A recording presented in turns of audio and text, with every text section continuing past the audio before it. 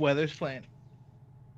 In the IE area, expect patchy fog early. Sunny skies, high 99. And for the daytime in the Coachella Valley, sunny skies, your high 107.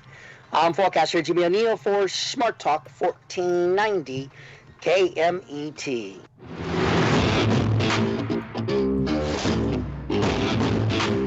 That's right. That's right. Morning show here on ABC News Radio KMET 1490 AM. I'm Aaron Michael Sanchez. I got Jesse Sanchez over there in the wings. How are you doing this day, Jesse? Good morning. I'm doing fabulous. Good. I think we're going to have a fun show this day. A little bit later on, we're going to be joined from the writer from Gomorrah and Nebula, Sisters in Arms. Mackenzie's going to be here with us. I'm so excited for this. We're going to be talking to Mackenzie Lee. Come for the action, stay for the depth. The Gomorrah arrives on Torn Dune, a once lush planet that's been strip mined for the power source beneath their surface with a mission: collect the heart of the planet. She doesn't know who sent her, why they want it, or even what the heart of a planet looks like, but as the right hand and daughter of Thanos and one of the galaxy's most legendary warriors, her job is not to ask questions. Her job is to do what she's told, no matter the cost. Of course, Nebula and her team up in this, as they often do, with a fun and strained relationship, as some sisters may have, but always for good and never for bad. But you'll see that in the Marvel Press's very own Gomorrah and Nebula. So that's coming up around the corner. Super cool. Also, what's coming up around the corner, super excited about this. Good friend Maggie Avila, Altitude Not Attitude. We're going to be talking about this documentary on the life of somebody who has really pushed forward no matter what happens in life. And for him, a very, very terrible situation to one to where he's able to not just push forward, but live life in such a great way. I mean, this is somebody who's been to 26 countries in a wheelchair and doing so as good as could be expected as a quadriplegic. So we're going to be talking about that in just around the corner. It's now being made available on Apple TV Plus and iTunes June 8th. So that's going to be super exciting, especially I know for Maggie. I know she's been taking this in the film circuit, festival circuit, all around. We're going to be joined by her and others in just a minute. Let us know where you're tuning in on social media. We're going to take a quick break. We'll be right back right after this. Stay tuned.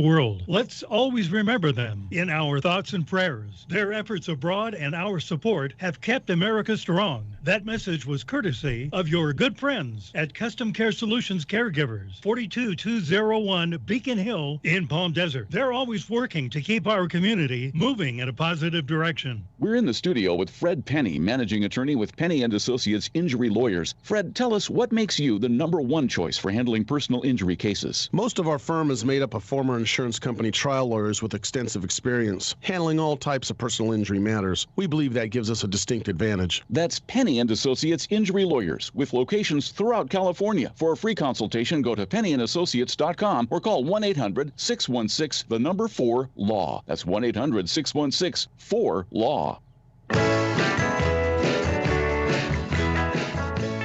Welcome back. Yes, it is the morning show here on ABC News Radio, KMET 1490 AM. Glad to have each and every one of you with us on today's show. Altitude, not attitude. Yes, we're talking about something, a documentary by Maggie Avila, who has met an extraordinary man. And we're going to be talking to her in just a bit. But first, I have a question. Jesse, you know this guest from something that you watch quite often, right? Oh, yeah. Yes, I watch a few Facebook videos from time to time. And yeah, like the name didn't ring straight away because I have a bad thing with names. So when you showed me the picture, I was like, yeah, she looks familiar. And then I was thinking really hard. And I was like, oh, I realized where she was from. And then I started to fanboy a bit. So... So here she is with us, fanboy Jesse and Maggie Avila. Welcome to the show, Maggie. Hi, thank you so much. Good morning, everybody. Thank you so much for having me. Yeah, no, we're happy to have you. Look, this movie, you and I have seen each other on a lot of carpets. You're going to have a red carpet premiere. Thank goodness for this particular film, the true life story of Michael Warkentin, which is a documentary by yourself. And the tagline, the happiest businessman you'll ever meet who happens to be a quadriplegic. I got to go back to the moment you met him and then you said, let's go ahead and make a documentary. Or how did it happen? How did that situation occur for you to say, you know what, your story needs to be told and I want to tell it? So I was coming from a photo shoot and the photographer say, hey, I need to stop for 10 minutes and meet this man who's possibly going to become my advisor because Michael is a financial advisor. And I say, okay, 10 minutes, that's okay. And so I met him and I found out that he was a really inspiring person. He was really nice, this beautiful energy about him. And then he shared that he was going on a trip to Europe because of his company. And so he said, you know, maybe I'll shoot something with our cell phones and I will upload it into YouTube. And I said, you know, we should talk because maybe there is a lot more to do because you have a really inspiring story that is going to touch a lot of lives. So let's meet and let's talk about it. I can probably help you with that. And so we went back and forth negotiating, me bringing paperwork, pulling numbers out of I don't know where because he was embarking on this amazing trip. In 19 days. So after we finalized contracts and everything, I had less than 10 days to put together a skeleton crew. And so there we go. Well, and you know, looking at the trailer, we see him very self-sufficient. Obviously, it's very difficult for any quadriplegic to be self-sufficient. See him driving. We have a good radio host here on the show, which actually his name is Paul Lane, and he you know, is always looking for the latest and greatest to be able to help him be able to live his life. What's it like though in the daily or how many days did you travel with him during this, you know, experience? The trip was for 20 days. But then after that, we spent about 4 months doing interviews with him and other people. I interviewed a lot of people after we came back to Los Angeles. And so we went to Spain, Italy, France, and London. And it was quite an adventure because we had to manage finding the right transportation for him because he is a 6'5" tall man. Wow. And he's wheelchair takes a lot of space, Yes. and so he needs a really special car for that, and a strong chauffeur to help, because his two nurses, they're about my size, we all were so tiny. And so it was very, very interesting to see him. As you saw in the trailer, there is sometimes little things that happen here and there, that the chair gets stuck somewhere, and he's such a humorous person, such a happy person, that we always end up laughing about things, and that's how life should be. So that was a little difficult for him. Well, yes. and I've known of you for quite a while. We met, I think, at La Femme Film Festival way back, and I remember you're always, I always think of you as an actress, but more the producer. And in this particular documentary, I see the producer, filmmaker in you. I've got to ask, in shooting this and then editing this and putting this story together, sometimes you have a story in your mind of the way you want to go with it, and then it starts shifting because there's so many different ways to tell it. What was that process like for you after getting to know him fully and having traveled with him? What did you go in thinking you were going to do and then coming out with? Because I know you've shown this across the board it's gotten a lot of festival awards. Yes, that is correct. On this case, what precisely helped me, and that is a great question, thank you so much for asking, was that I had lots of clarity. I had plenty of clarity about what was the theme. To me, the theme is the power of the mind, mental health. And the theme for me, the underlining of this film, it's about we all go through challenges, and no matter what, we still can become whole. We still can become our best. And so in the case of Michael, I did not know how I was going to do it. I just knew that I was going to be shooting. In fact, a lot of people suggested many things because people are trying to help, and because they are more experienced, they wanted to shoot certain stories, and I was like, no, don't show that. We don't want that drama.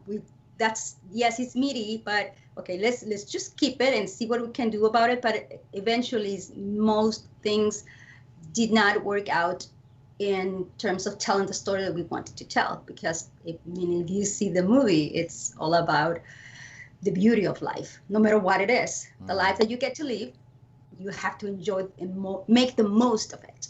So that was the theme.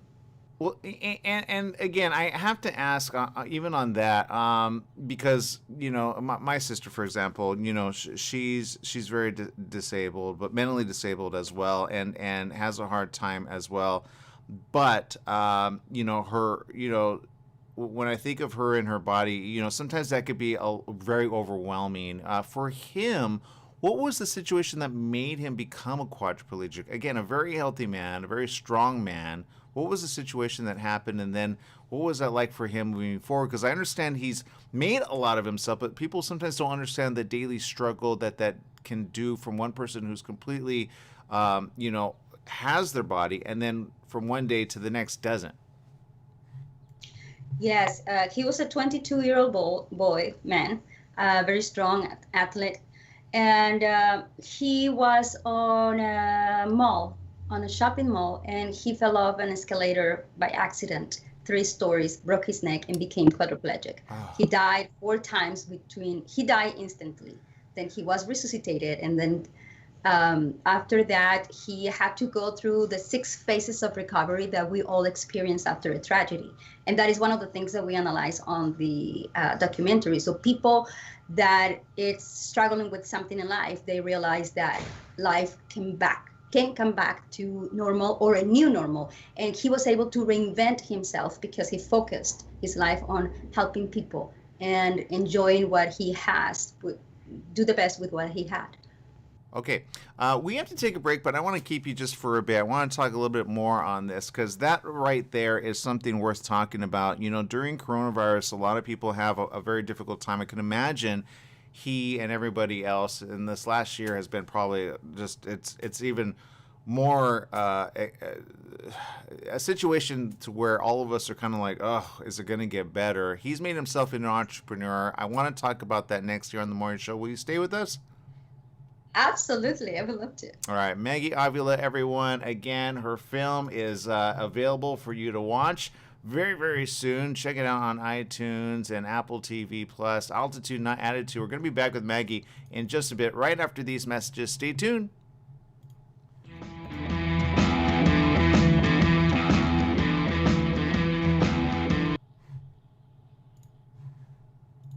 Here's this vital, vibrant, healthy, type A man who's all about the outdoors and strength and the alpha male.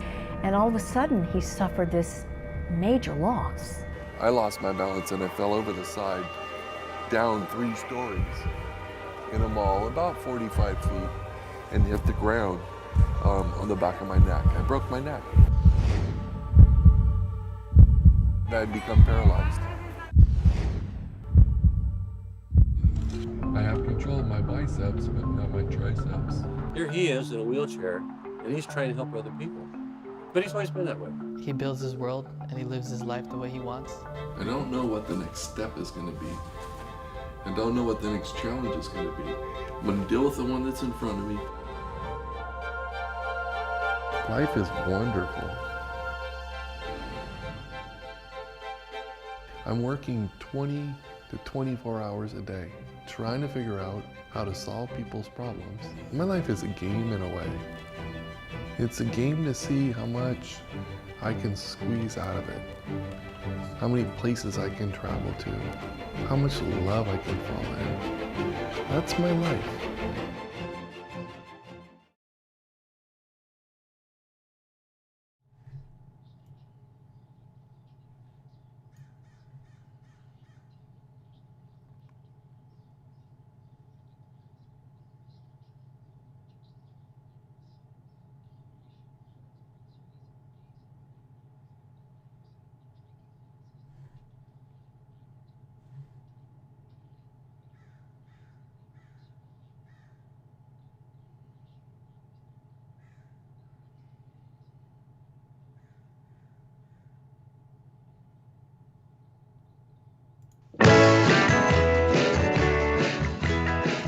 Welcome back. Yes, it is the morning show here on ABC News Radio, KMET 1490 AM, and we're joined by Maggie Avila of her really great film, and definitely an inspirational and heartfelt one. Maggie, of course, joining you on this particular project, I got to imagine, in the process of telling this great story, you met a lot of great people. I understand this also features Michael.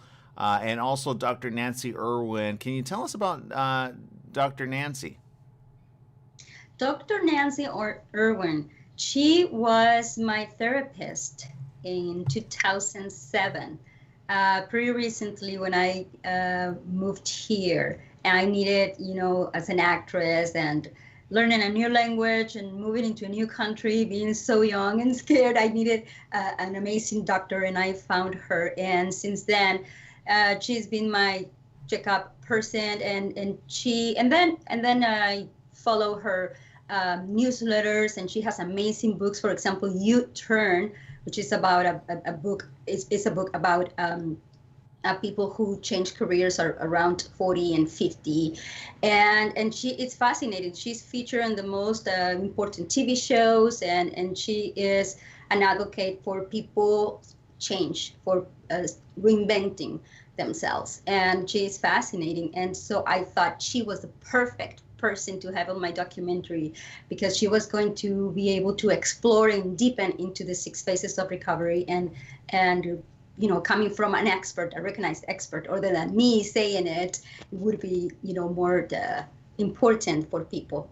Well, let's talk about some of that. The 6 steps of recovery, you said what we all go through. What are some of the ones that we don't understand that we need to go through in order to overcome any said thing in our life? Because there are times when I think, situations happen in your life and they get you depressed and they get you down. However, and I know from our own friend who funny enough, he's 6'7", so him and Michael, I think, would be interesting just to, meet in the same space, because they understand each other's struggles.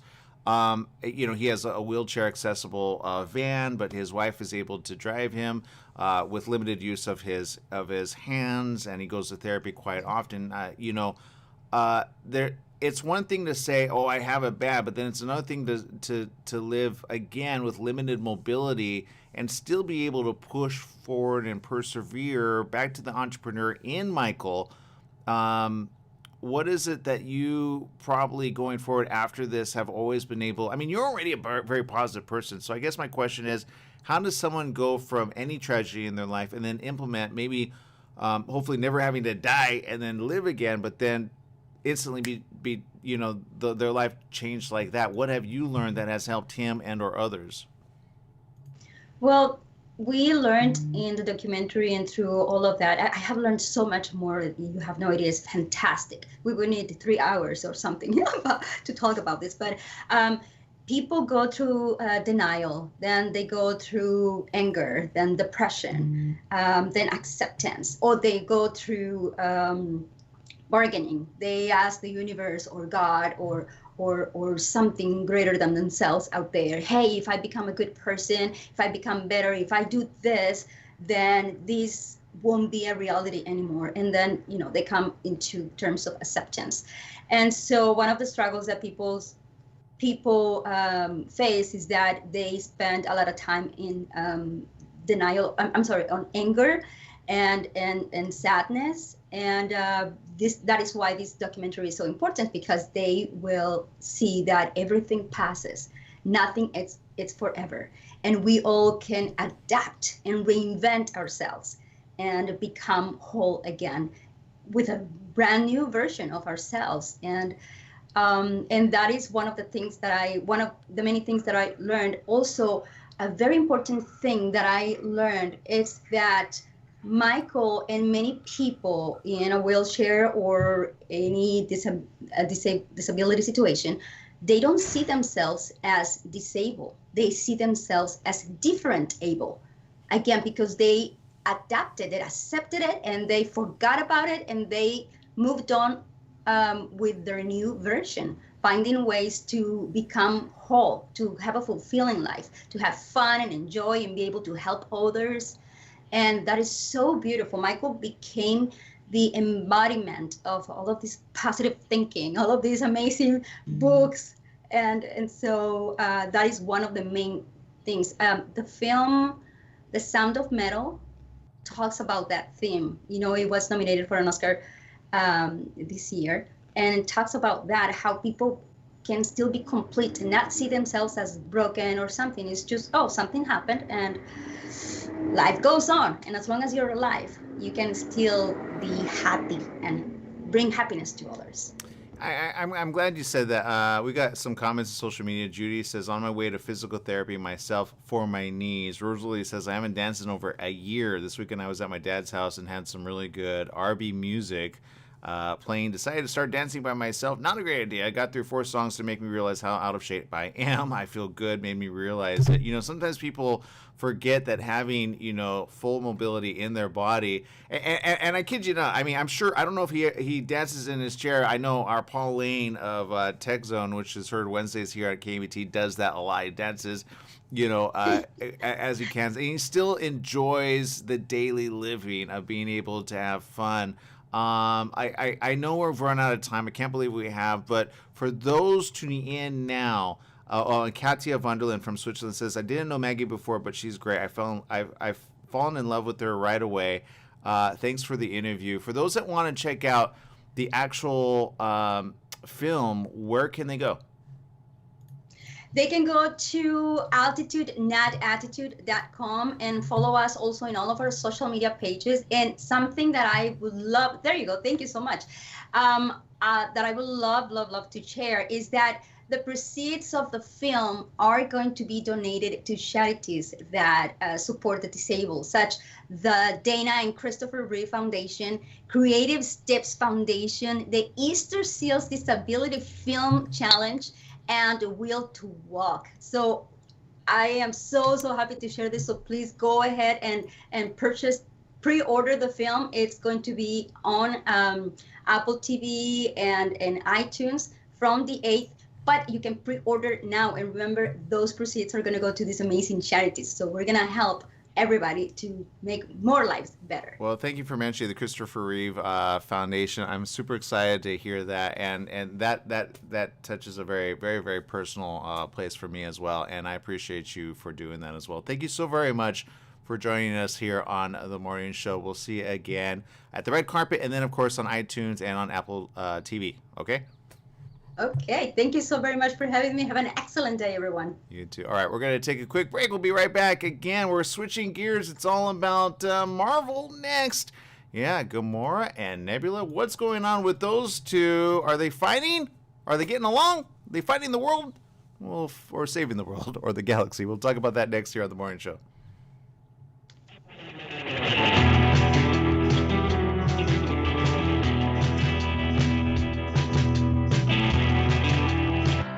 Your health truly is the greatest gift. At U-Theory, quality of life is at the heart of every product we make. From farm to shelf, we travel the world to source the purest, most efficacious, and clinically studied ingredients to create science-backed supplements that support beauty, emotional, digestive, and physical well-being. All U-Theory products are manufactured at our Southern California facility, ensuring the highest quality standards every step of the way. As a family-owned company, we celebrate the power of human potential with a mission to inspire wellness in all. Try U-Theory Immune Plus Daily Wellness, 100% daily values of vitamin C, D3, and zinc. Go beyond the you of today and catch the you of tomorrow. U-Theory. Network security should be #1 on a business priority list. Join Brad McDermott, CEO of California Computer Options, each Wednesday afternoon at 4 o'clock for IT Hour. From ransomware attacks, hacks, vulnerabilities, and data theft, it may just be a matter of time before your business is hit. What should you do? Brad can answer many of your questions each Wednesday afternoon at 4 o'clock on IT Hour. Each show's topic will also be listed on the program's SoundCloud podcast. IT Hour, Wednesday at 4 p.m.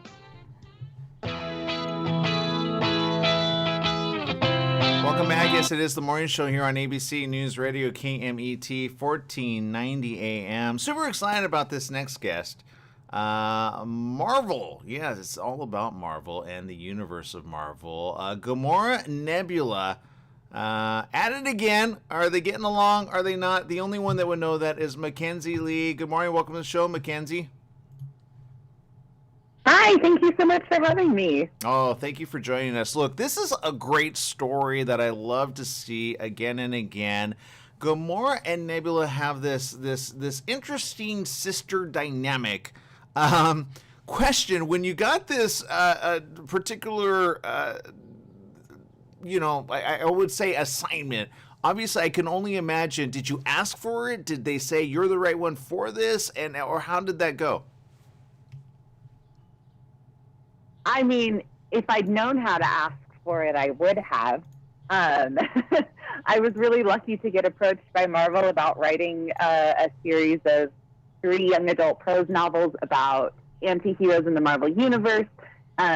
Writing about them more as teenagers when they're a little bit younger than most fans are probably familiar with them, and talking a little bit about their villainous origins. So yeah, I'm a huge Marvel fan, huge nerd in general. My agent sent me an email one day that said, hypothetically, would you be interested in writing for Marvel? And I said, boy, I hope this is not a hypothetical. And it all came from there. Okay, first of all, and for those that don't know already, I mean, you've already been named to the class of 2020 by Forbes 30 under 30, and now you get something like this, forever etching your name along with the Marvel Universe, like forever. And I understand this isn't your first book in that universe. I think you wrote a little bit about Loki as well, right? I did, yeah. My first book for Marvel is called Loki, Where Mischief Lies, and it's about greasy teenage Loki solving murder mysteries in 19th century Victorian England.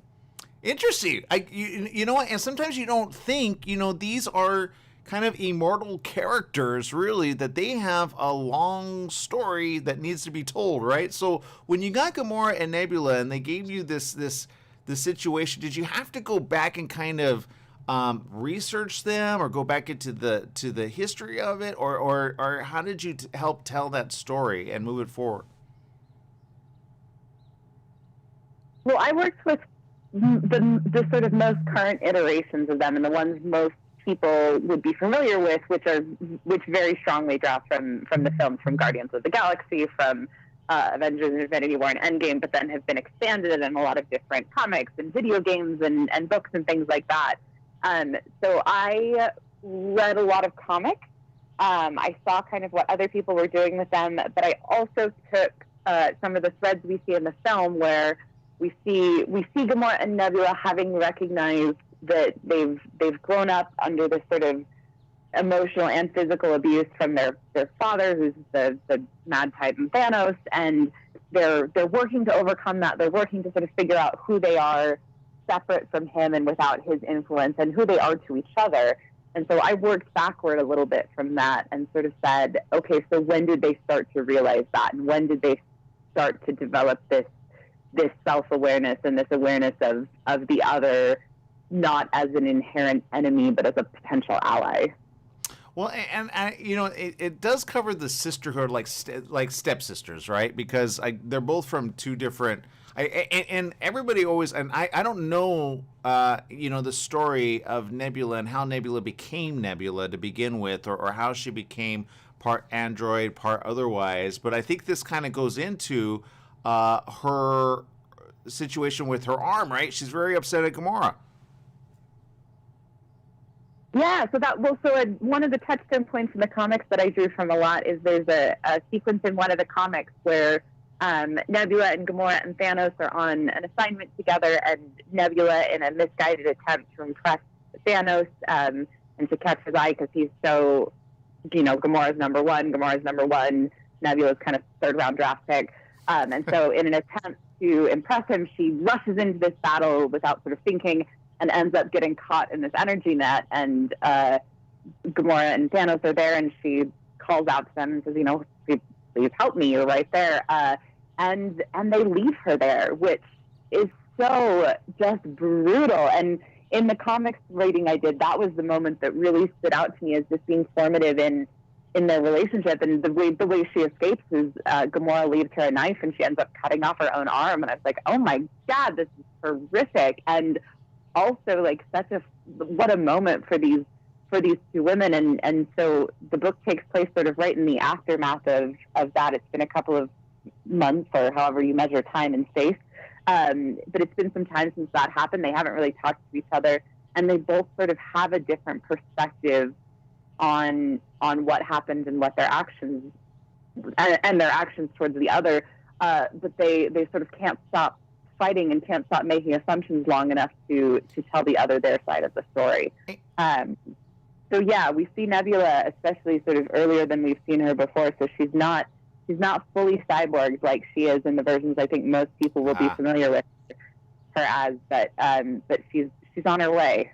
Well, okay, and you know, Nebula is one of those characters that you just love from the start. I don't know. I did from the movie and from, you know, several of the movies. I just knew she was a very they both had a difficult time being the daughters of Thanos, or the adopted daughters of Thanos. The question I have is, being able to write for such strong female characters, what was it that you learned in the process of that? I mean, are you ready to take martial arts and or otherwise? Because I mean, when any man that would meet either Gamora or Nebula in the same room would be kind of scared, no matter how villainous they are. Well, one thing I really love about them as characters is that they are tough and strong and feared, not in spite of their gender, but sort of incidentally to it. Like, no one ever talks about them in terms of like they're the strongest female assassins in the galaxy, or like they're pretty tough for a girl. They're just always warriors. They're always assassins. They are deadly both because of and in spite of their gender. And as a young reader, especially, and as a young nerd, especially, I always wanted characters. I always wanted female characters that their gender was never an issue. Their gender was never a conversation. And another thing I sort of challenged myself to in this book was thinking about this is the first sci-fi novel I've ever written. I usually write historical fiction, and while this draws a lot on the American West as sort of an inspiration, it's a little bit of a space western. I realized as I was writing sci-fi that my brain sort of auto-populates men into sci-fi worlds. When I sort of have a blank canvas, I just fill it with men, and I think that's sort of a default that I've and a lot of people fall into because that's what we're conditioned to do, and that's what we see represented in front of us.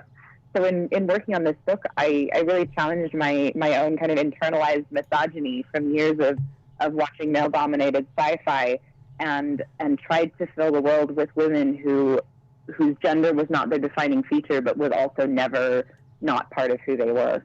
Well, I'm following you on Instagram right now. You've got a cool virtual tour happening as well. Super excited about that. Also, go check it out. Loki, that's another great book written by you in the Marvel Universe. Congratulations on all that you're doing. I can't wait to see more from you, and we hope to see it coming soon, okay? Thank you so much. Absolutely. Go follow her on social media. I highly recommend it. You can see all of her great books there, and I'm just following all her great stuff. She's also, it looks like she does a little cosplay too. So I forgot to ask her about that. That's kind of cool, actually. So here, let me show you her as Gamora. I think she really lived it up as Gamora. How cool is that? So, okay, people, we got to take a quick break. Go check it out. It's in bookstores right now. You can order it online. I think, Jesse, you've already ordered yours? Oh, yeah. Yeah, I actually ordered it around 7:30 or 7. Well, when you mentioned the name, I was like, why does that name sound familiar? So I was like, yeah. And then I remembered, yeah, she did write the Loki book because I remembered the name now. Yeah. So the big question is, when I get it, am I going to read it first and give it to my girlfriend, or pretend I bought it as a gift first and then be like, oh, let me read it? Actually, I like that. That's a good idea. I don't know. Just don't bend the pages, right? Don't do that. Okay, we're gonna, or maybe we could get it autographed. Who knows? We're gonna take a quick break here on the morning show. We'll be back with more right after these messages. Stay tuned.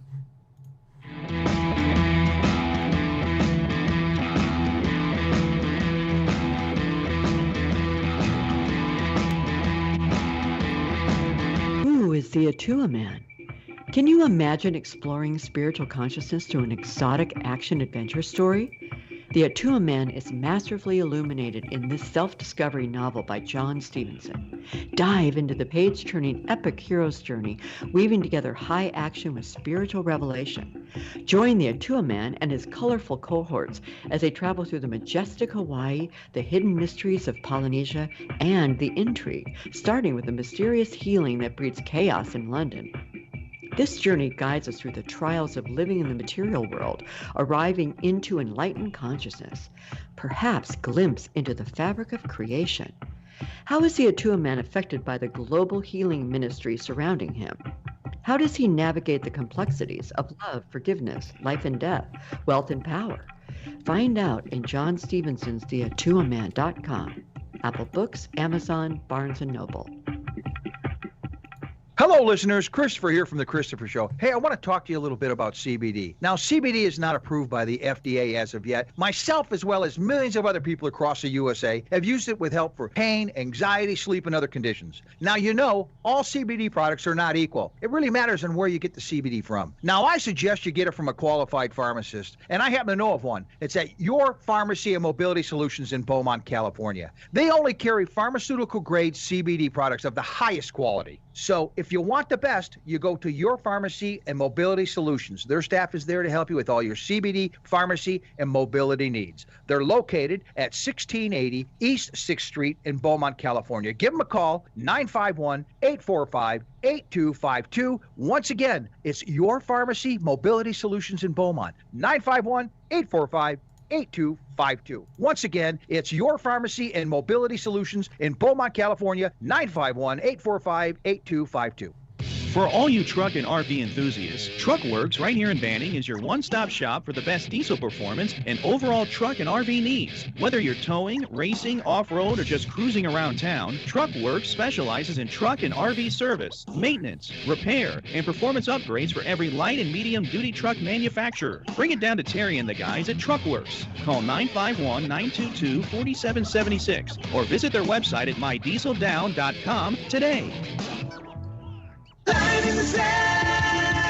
Hi everyone, Dave Levine here. The Dave Levine Show is back on the air, 10 to 11 a.m. Wednesday mornings on KMET 1490. Join me for an hour of Law & Order stories and commentary. Law & Order is now the #1 issue for Californians. If you miss it live, you can hear or watch it 24/7 on either SoundCloud or live stream.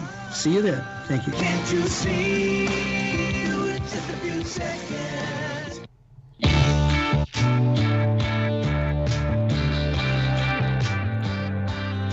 Welcome back. Yes, it is the morning show here on ABC News Radio, KMET 1490 AM. And if you're just joining us, you can always check out our great show if you missed any part of it. Just go to KMET1490am.com, download our app. It is free. Check out our SoundCloud edition and or well, there's so many different ways to listen to us, but we've got great programming 24/7 here each and every day. Jesse, who's coming up around the corner after us?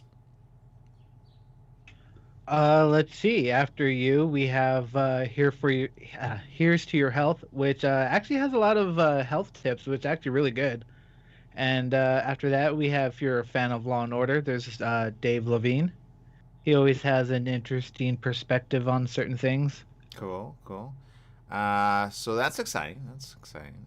And we got a lot of great stuff. So download the app. It's free. Again, at KMET 1490 AM, available on the iPhone and or the Android. So you'll never miss anything. And then go follow us on social media. Aaron M. Sanchez. You can find that. Or KMET Radio on Twitter. Retweet us. And there you go. Lots of different ways to check it out. All right. Jesse, okay, question. You obviously like food, right? You're a foodie like I am. Have you ever had like a food that you've never ever thought of before, but you thought, it's worth checking out? Like, have you ever tried one and you said, okay, that doesn't sound good, but maybe I'll try it out just to see what it tastes like? No, I'm actually afraid of where this is going. You but shouldn't no. be. I don't think you should be. I think you should. I think you should like be open to new types of food, and I think we need to do it together because I think I need some of this in my life. I'm always up for trying new types of food. Like, I'm trying to get my girlfriend to try this specific cut of meat. I mean, to be honest, it sounds gross, but it's actually really good. Okay. So this is I have to show you this. People are waiting around the block to get their hands on a Prime Hot Cheeto burger. Okay, it's hashtag National Burger Day, and I saw this, and I have to show you really quick what this looks like. All right, I'm going to show you this website here, which is on ABC News, and buy us out for sure. and you can check it out. Here Cheeto it is. bun. The Cheeto Hot burger, would Cheetos, you try that? I mean, who doesn't like hot Cheetos in a sandwich? Oh my God, my stomach is just exploding just looking at that right now. I might try a bite or two, but I don't know.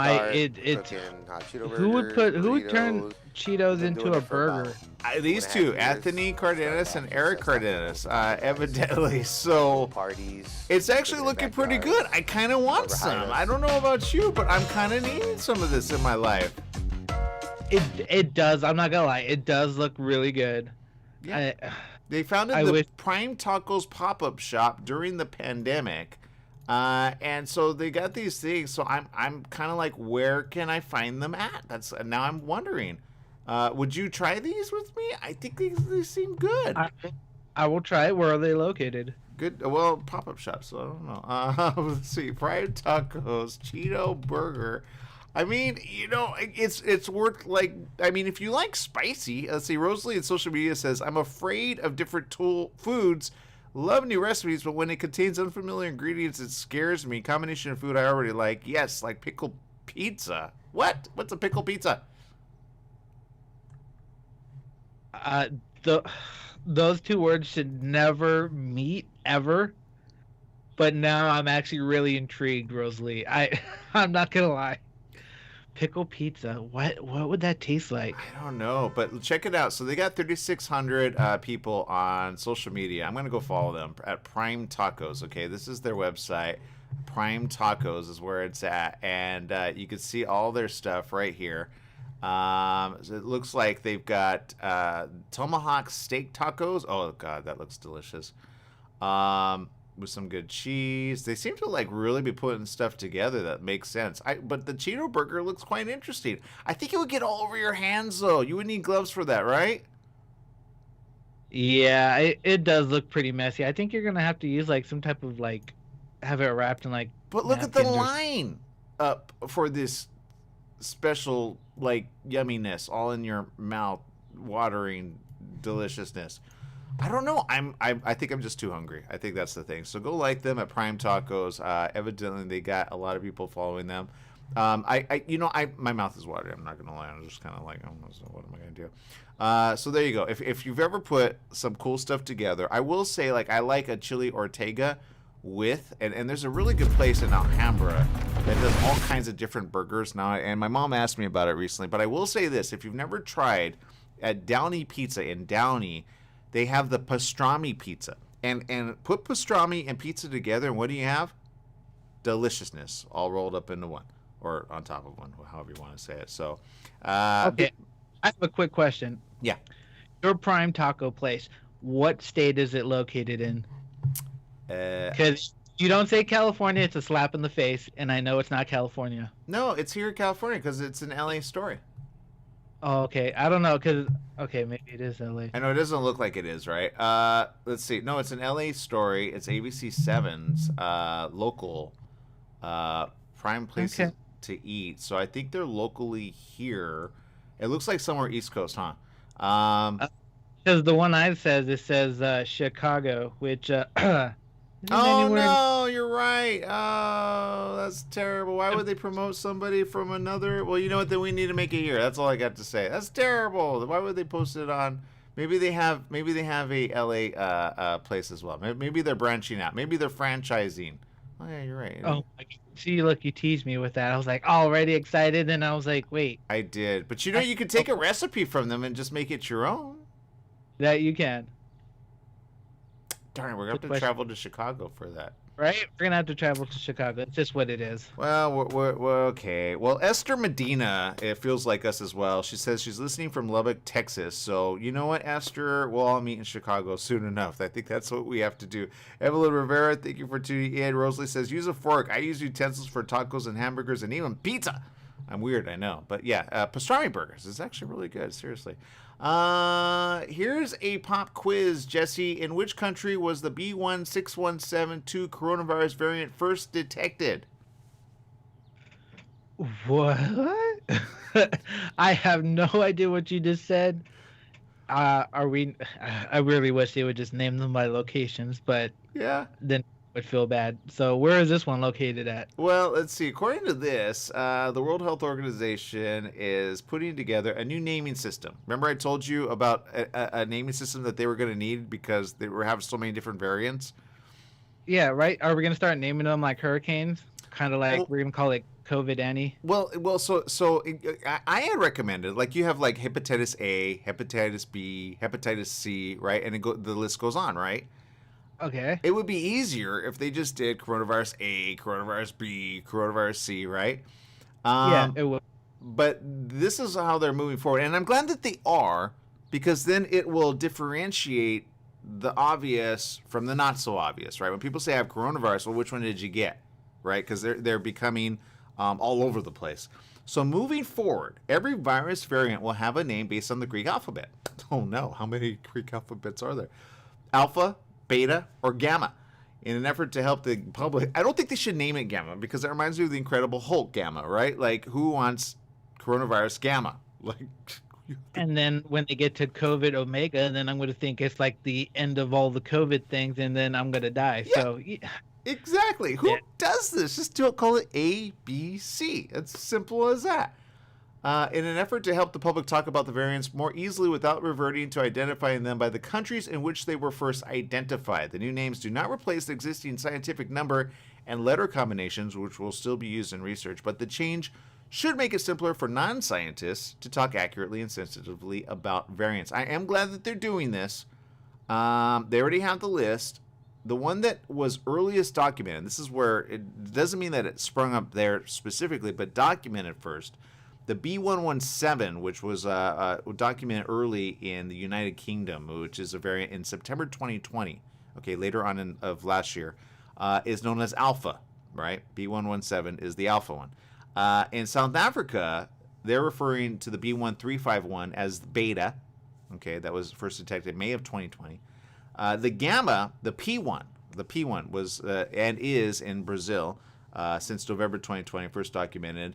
That's known as the Gamma. And the Delta is the one that was recorded in India as the B1617.2.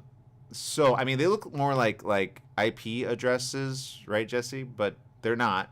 What the World Health Organization is saying, they said, while they have their advantages, these scientific names can be difficult to say and recall and are prone to misreporting. As a result, people often resort to calling variants by the places where they are detected, which is stigmatizing and discriminatory. To avoid this and to simplify public communications, the World Health Organization encourages national authorities, media outlets, and others to adopt these new labels. I would do the ABCD method, but I don't know about calling it the coronavirus alpha. It almost sounds like you want the, I mean, right? Don't people want to be alpha male or alpha dominated? Like, okay, so then there's this one. From the United States of America, the March one is known as the coronavirus epsilon, right? There's another one in Brazil, P2, which is Zeta. Then there's the Eta, there's the Theta, there's the Iota, and there's the Kappa. So now we got, you understand where I'm going with this? It's a little too confusing still. Yeah, pretty soon we're going to have COVID-19 college grad edition. Wait. What are they called? Fraternity edition? It's a fraternity, exactly. Which let's team up with the Gammas or the Deltas or the. Seriously, I want to be the Zetas. You know, that sounds cool already. So there you go. According to a research article published in the American Journal of Public Health, which analyzed 1.2 million hashtags on Twitter during the course of the pandemic, 1 in 5 tweets that were tagged with COVID-19 were anti-Asian, compared with half of tweets tagged with hashtag Chinese virus. Well, we know who put that out there. I do disagree with that type of blanket statement because they're all around the world, everywhere. But they're saying, the authors conclude, everyone, scientists, community members, and politicians should use neutral, non-judgmental language to avoid stigmatizing communities and perpetuating discrimination. Our analyses are consistent with recommendations to use neutral terminology. Just use A, B, C, D, and E. My goodness. All right, whatever. We do it for hepatitis and all the other ones, so there you go. Anyway, we're out of time. Make it a great day, whatever you do. Remember, life is worth living. Live it well. Bye-bye, everyone.